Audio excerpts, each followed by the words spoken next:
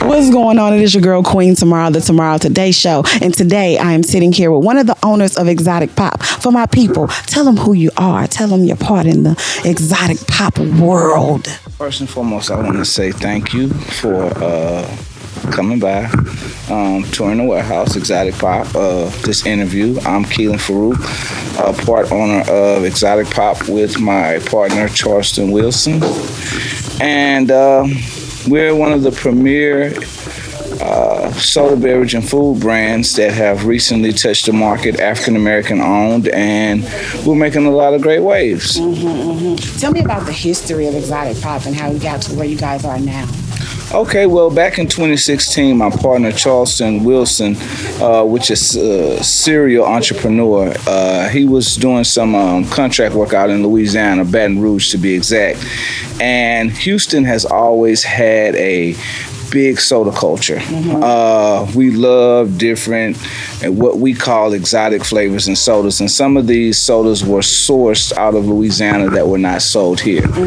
So, and different entertainers and rappers who did shows in Louisiana, Baton Rouge, New Orleans, and things of that nature over Lafayette over the years, back in the 90s, would bring these sodas back to Houston, which made them exclusive because they were not sold in Houston. So the big rave about Fanta Red Cream and Fanta Brown Cream, these sodas were sourced out of Louisiana, and we loved them here. So if you saw someone with one of those sodas, you know they got it from where you get that from. I need that. So in buying into the culture, understanding the culture, living the culture, Charleston decided to start bringing the sodas back when he was contract working in Baton Rouge. So he would go from Baton Rouge to Houston back and forth on the weekends when he wasn't working, selling the sodas locally. It became such a success with the want and need for those particular flavors that he decided to start Exotic Pop, the company. So this company started out of the trunk. I know we looking at where we at now, like, oh my God, this is so much success. But it took 5 years of hard work, hitting the pavement, traveling back and forth, and then we extended the brand to where we source exotic sodas from Japan, England, China. So we import all of these different brands into the United States for soda connoisseurs across the country. This is Dud right here. He is the clerk at Busy Bee. He holds us down, and I just want to give him some love too, and all his people out there in Pakistan. Y'all make sure y'all go drink on that cool cup, that lemonade cool cup. Dud. Get your Dud cool cup lemonade, man. Now, Exotic Pop has close ties when it comes to the hip hop culture. Yes, was definitely. that planned, or that's just something that ended up happening? And you know what? We're jumping on that. Well, amazingly, before Exotic Pop existed, the hip hop culture had a great role. Well, at least the Houston hip hop culture had a great role in highlighting the soda culture in itself. So that has, I would say, flowed throughout the United States, the 50 states, where the soda culture is like huge across the country. So with that being said, it was only right for, as we grew the brand, for us to attach ourselves to the culture, even much so to show the authenticity of the brand as well as those who support the brand. Okay. Now, you guys have different legends on your Exotic Pop brand. Do they reach out to you guys, or are you guys seeking them and asking them, hey, can we put you as the face of Exotic Pop? Right, because the culture was rooted in Houston, in the South, that we reach out to families such as DJ Screw's family, Fat Pat's family, Big Hawk family, Big Mo family, and rest in peace to all these guys. It's interesting how their legacies have come full circle to whereas people are not just saying, hey, you remember that, or this song is great, this, that, and other, but we were able to lend our expertise to create a soda brand, create sodas for all of these guys, and then be able to feed their families again. Because oftentimes what people don't realize when these artists' careers are over, or even when they pass away, some of them own their masters, some of them don't. So you'll have a family who is attached to an artist that everybody raised and loves, but at the same time, no money coming through. So for us to be able to capitalize on the aspect of being able to feed their families again, and to be able to cut a check every month to Big Mo's mother, or DJ Screw's sister and family, or Hawk's wife, or Fat Pat's son, and then these guys, Fat Pat's son as well as Hawk's son, they actually have work within our company, you know. So these are legends. We paying homage, and I'm wild at the fact that Lil Hawk will come through the warehouse someday. What's up, this, that, and other. Whether he's picking up a check or just coming to say hi, we just appreciate that we were able to do that for those families. Now I have a question for you. You guys are very much so in the hip hop culture, but you guys ever thinking about bringing R&B in there? We've had meetings and discussions in relation to the artists that kind of fit the bill, because we get calls and DMs all the time in relation to people who are interested in, hey, we would like a product, this, that, and other.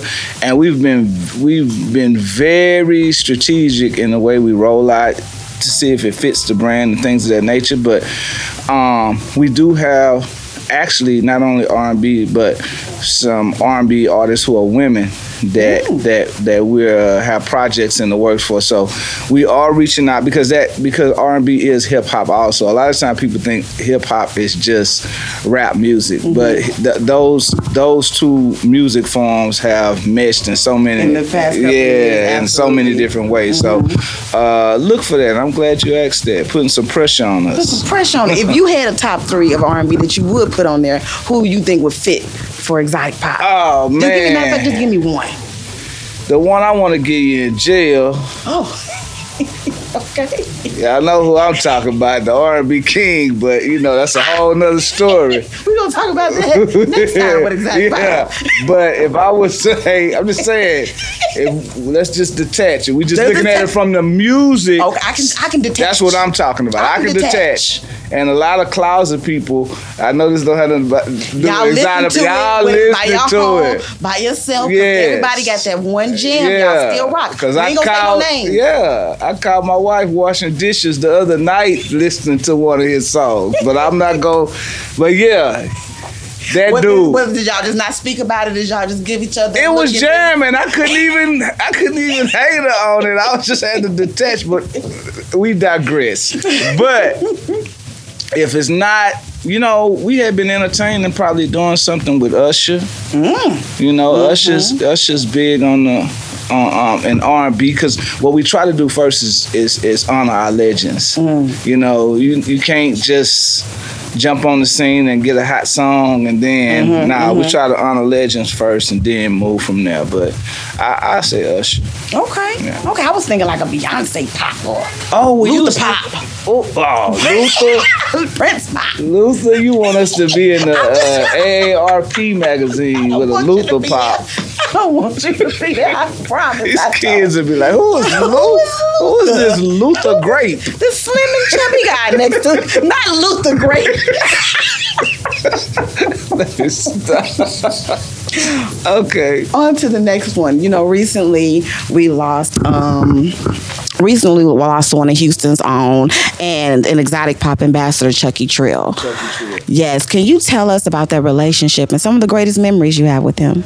Well, actually, I've never actually met Chucky Trill, but I'm very aware of how much of a great ambassador he was. One of our head sales reps, Kurt, as well as Kehlin, they were great friends, because what I will say is the guys that work for the company do a great job of integrating our brand with our brand ambassadors.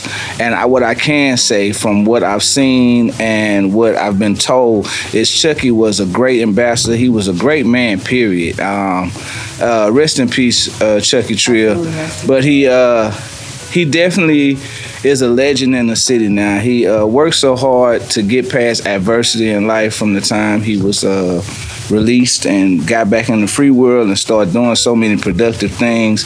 His rap career was beginning to flourish greater and greater. He had just signed a new deal not too long ago.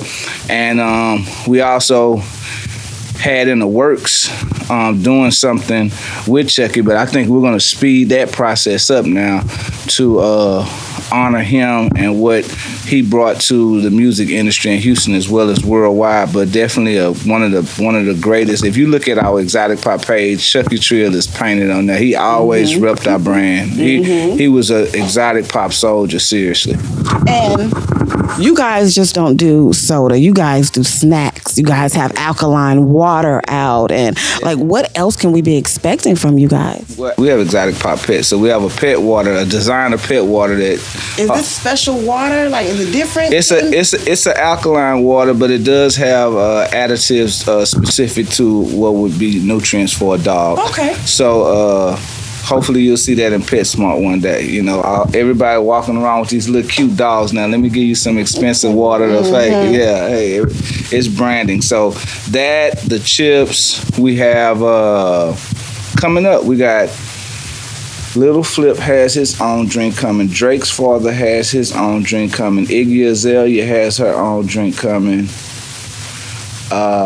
We're working on Snoop, but we got a pipeline of things. But outside of that, yeah, the snacks are doing great for us. Huge snack connoisseurs online. So we source snacks from all over the world also. So let's switch gears a little bit, because not only do you have Exotic Pop, the soda and the snacks, but you also have Exotic Pop Kids. And Exotic Pop Kids is rooted in us sitting in this office as adults now and just talking and reflecting like we were kids one day.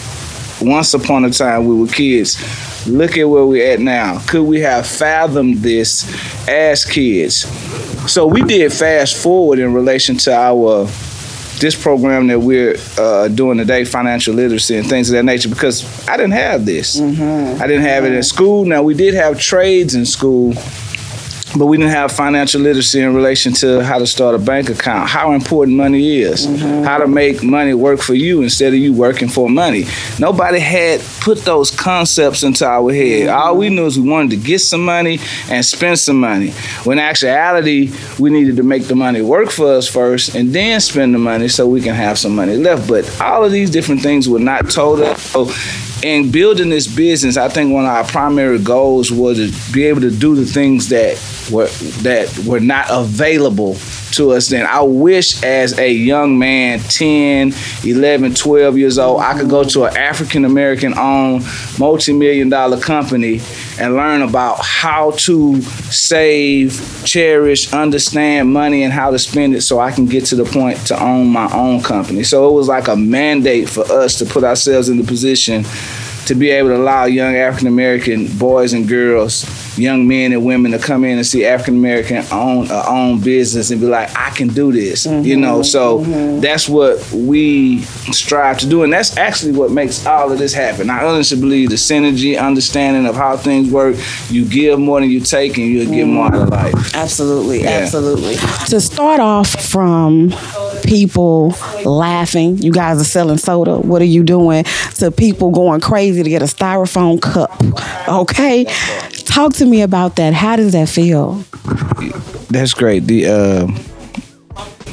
The whole styrofoam cup is amazing because initially we started off in retail. So we were selling, which we still do to a certain extent, we were selling tons of soda for other companies. Now, of course, since we sourced these sodas from across the country and they were rare or were not available in your area, that's what made the rave. Like, oh, I got an Exotic Pop. I got a soda that's not in my area. But at the same time, you're holding up a Fanta pineapple in your area where it's not offered and saying, oh, I got an Exotic Pop. So that's when we realized the branding had taken on so much presence in the market that you're no longer calling a Coke a Coke. You're calling a Coke an Exotic Pop. So we're like, man, we have to brand ourselves. And up until we create our own soda, what can we do? The styrofoam cup with the Exotic Pop logo on it. So now if you have an Exotic Pop soda, you have to get the Exotic Pop cup, because how do you identify with it and double. You got to double, and that's the power of branding. Yeah. One more thing before we get out. If you could give any entrepreneurs, not just kids, but a young adult that's coming up and want to get things started, what advice would you give them? Your $1 million is in your brain. Because oftentimes people say, well, I don't have any money to start a business. The business starts here. The business doesn't start here, because if it starts here before here, you're not gonna even complete it, because you're gonna run out of money. You have to be able to internalize and bring to fruition all of your thoughts, your creative ideas by just Google, because I like staying abreast with what's going on in any industry that I'm involved in. When you're up at night, that's some of the simplest things you can do is Google your craft and find out who's on the front end or innovative end of what you're attempting to do. Once you have all of that information and you do your business plan, another thing, and if you don't have any money, I'm more inclined to take you serious and do business with you if you have a complete business plan that will start out, know what your budget is. All of these things are the beginning of an entrepreneur. So I say patience, paying attention to detail, studying your craft.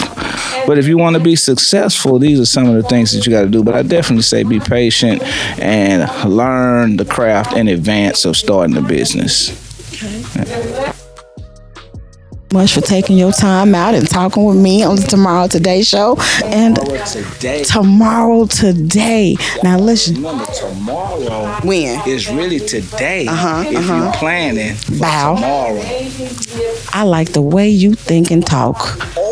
I like the way you think and talk. You should have been like a rapper or a poet or something like that. And we are out. Let the people know right quick how they can find you.